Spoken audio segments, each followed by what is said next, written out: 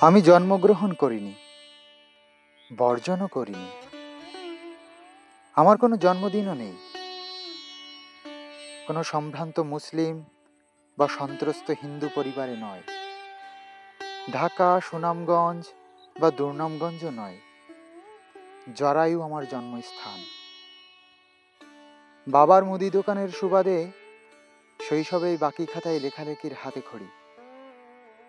কৃতিত্বের সাথে জীবনের সকল পরীক্ষায় ফেল করেছি।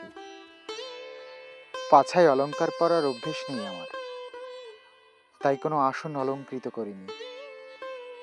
প্রেমিকার পুরো ঠোঁটই জীবনের শ্রেষ্ঠ পুরস্কার। আমি জন্মগ্রহণ করিনি, বর্জনও করিনি। বেঁচে আছি মৃত্যুকে বরণ করে নেব বলে।